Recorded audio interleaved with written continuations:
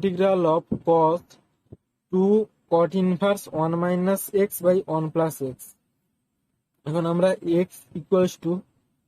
cos 2 theta ধরবো। অতএব উভয় দিকে অবকলন করলে কি হবে, dx ইকুয়ালস টু cos 2 থিটার integration minus of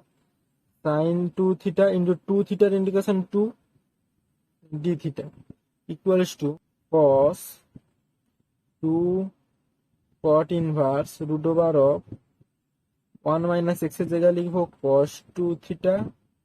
by 1 plus cos 2 theta into dx এর জায়গায় কি পেয়েছি, minus 2 sin 2 theta d theta. এটা ব্র্যাকেট দিয়ে দেবো, ইকুয়ালস টু মাইনাস 2 টাকে সামনে নিয়ে নেব ইন্টু cos 2 cot ইনভার্স, এটা সূত্র কি 1 minus cos 2 theta by 1 plus cos 2 theta, এটা হলো tan স্কয়ার থিটার সূত্র। মাইনাস 2টা সামনে নিয়ে নিয়েছি ইন্টু sin 2 থিটা আছে d থিটা আছে ইকুয়ালস টু মাইনাস 2 সামনে আছে থাকবে cos of 2 into cot tan square theta আছে রুটের ভিতরে, সেটা রুটের বাইরে এলে হবে tan theta into sin 2 theta d theta equals two মাইনাসটা বাইরে থাকলো, 2টাকে ভিতরে নিলাম ইন্টু sin 2 থিটা আছে সেটাকে সামনে নিলাম into cos 2 into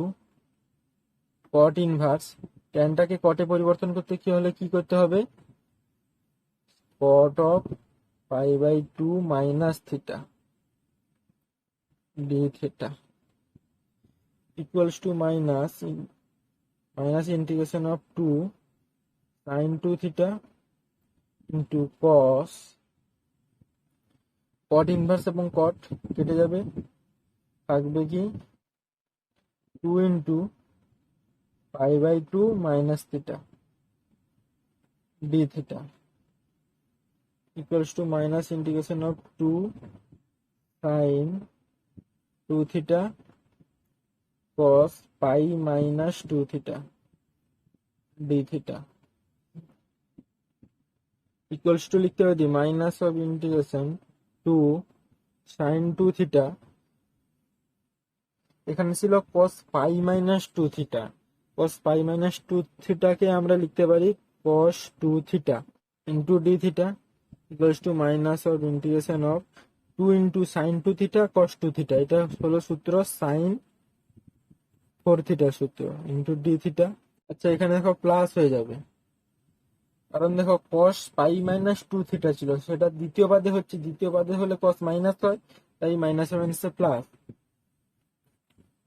sin 4 theta equals to sin 4 থিটার integration 1/4 minus of cos 4 theta plus C, C হলো এখানে সমকলন ধ্রুবক equals to minus 1/4 of cos 4 থিটাকে আমরা কি সূত্রে লিখতে পারি, 2 into cos square theta minus 1 cos square 2 theta minus 1 square 2 theta minus 1 plus C equals to minus 1/4 of 2 into cos square 2 theta, cos 2 theta মানে আমরা ধরেছিলাম x, তাই আমরা 2 into x square minus 1 plus C equals to, এটাকে সাজিয়ে লিখতে পারি minus থাকবে ভিতরে 1/4 গুণ করলে half of x square minus minus plus 1/4 plus C